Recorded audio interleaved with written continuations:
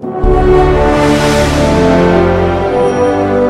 folks, this is Carl Gallups, host of Freedom Friday with Carl Gallups, heard every Friday afternoon live on 1330 WEBY AM and 99.1 FM Gulf Coast Talk Radio. That's at 5 o'clock Eastern Time, every Friday afternoon. I used to be a Florida law enforcement officer. As a matter of fact, I was a decorated Florida law enforcement officer, spending most of that career in two different sheriff's offices under the administrations of three different sheriffs. I was also appointed special deputy sheriff under Sheriff Joe Arpaio, Maricopa County Sheriff's Office in Phoenix, Arizona. I have been 32 years at this point as the senior pastor of a relatively large Baptist church on the Gulf Coast. 32 years straight in one church. Before I begin my monologue here on Dr. Ford and Judge Kavanaugh, I just want my listeners to know that I have, as a Florida law enforcement officer, successfully investigated sexual crimes. I have collected forensic evidence in those crimes. I have collected and conducted witness statements and interviews in those crimes, leading to prosecution and imprisonment of sexual offenders.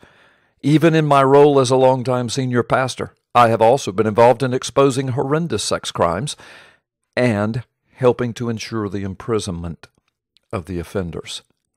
Now, having said all of that, let me just talk about the Dr. Ford and Judge Kavanaugh case, the Senate hearing, and the resulting FBI investigation.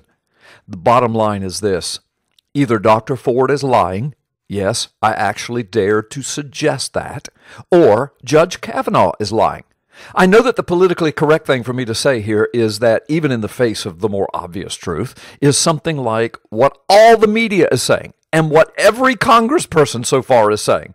It goes something like this: well, we believe something happened to Dr. Ford, bless her heart. Except that's not what she's solemnly swearing. She is firmly attesting, not that some mere something happened to her, but that Brett Kavanaugh himself committed a sexual assault upon her. And she has clearly demonstrated that she's more than willing to destroy this man, his family, his reputation, and his career, past and present, in order to stick by her claim. Again, her claim is not that, quote, something happened by someone. I will say it again. Either she's lying or Kavanaugh is lying. Plain and simple. It couldn't be any more straightforward than this. But could it be, you might ask, that Dr. Ford is simply mistaken and thinks that Kavanaugh committed the sexual assault upon her? Well, yeah, that's possible, but here's the problem. She has now, before the eyes of the world, adamantly testified otherwise. She has testified that she is 100% certain it was Kavanaugh. She was even asked the question, I don't remember exactly how, but she was asked the question, could she be mistaken? She adamantly said no. So she won't even consider the possibility that she's mistaken. So with this plain fact in mind, let me say it yet one more time. It boils down to this: either she is lying or he is lying. I'm sorry to be so redundant in this, but I'm well aware that there are some who are listening who need this extra jolt of truth to slap them in the face. The fact remains, Dr. Ford has never even come close to saying that, quote, something happened to me by someone. So why is everyone putting those words in her mouth? Simple. The preponderance of the evidence indicates she is, more than likely, the liar. And anyone with brains and the ability to conduct deductive reasoning knows it. This is a horribly inconvenient fact for the mainstream media and the leftist Democrats, I understand. But listen, even Rachel Mitchell, the former prosecutor and sex crime specialist as a prosecutor who conducted the Senate hearing questioning, said, as reported in USA Today, and I think originally said in the Washington Post, but here's USA Today's report. Rachel Mitchell, the Arizona prosecutor who questioned Christine Blasey Ford at Thursday's Senate Judiciary Committee, privately told GOP senators, quote, she would not prosecute Supreme Court nominee Brett Kavanaugh based on the evidence she heard. So there it is. She, as a prosecutor, would not even allow Dr. Ford's case to come to trial. Why? Because Dr. Ford's evidence and testimony doesn't hold up. Either Miss Mitchell thinks Dr. Ford is lying, or, almost as bad, she thinks that Dr. Ford didn't even come close to proving her allegations against Judge Brett Kavanaugh, who, by the way, before this latest FBI investigation, has had 6 FBI background investigations done upon his life. How many has Dr. Ford had? None. So guess what? Judge Kavanaugh has to be declared not guilty. Does anyone remember the jurisprudence stance of our constitutional republic and the rule of law and our constitutional rights? Does anyone remember presumed innocent until proven guilty? Miss Mitchell said, quote, "There's not enough evidence to bring this to an actual trial." Well, therefore, Brett Kavanaugh can be suspected of guilt by anyone who wishes to go down that road, although I bet they would never tolerate such a stance against them. But they cannot declare him guilty. Not in a constitutional republic. A third world country, perhaps, a banana republic for sure, but not in America. You want to know another huge clue that Dr. Ford is lying? When she testified before the Senate, she used a teenager, little girl voice throughout, with a whiny intonation to her voice throughout. Does anyone really believe that this is how she speaks in everyday life? Is this the tone she uses as a professor before her classes? Nope. Go to the student website, Rate My Professors, and look at the comments from her own students. It's clear she was coached to present herself in this manner. I've seen this before in my law enforcement career. Let me just give you a few selected quotes from some of her students. These are posted at the PNN News and Ministry blog post site as well, with the accompanying article that goes with this video. As a matter of fact, I will post that link right under this video. But listen to these posts at Rate Your Professor concerning Dr. Ford. Quote, "Many dislike Professor Ford due to her dark personality and matter-of-factness and high expectations."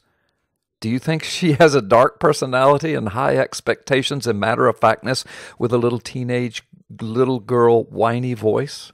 I doubt it. Here's another one. Her personality is polarizing. Here's another one. You know, she's a tough cookie and may not be that personable. Here's another one. Do not take her class. She is unclear with directions. She is a hard grader and talks for 2 hours and 45 minutes without giving a break. She is the exact opposite of what she teaches. Empowering? Not at all. That's what you'll find from her students. Now, one could rightly argue that Judge Kavanaugh does not weep and scream when he's presiding as a judge either. True enough. But the difference is that Judge Kavanaugh simply expressed a wide range of raw emotion, real emotion, contextually appropriate for the charges against him and the case that he was pleading before a stacked deck of mainstream media, senators, and a politically correct, crazed society.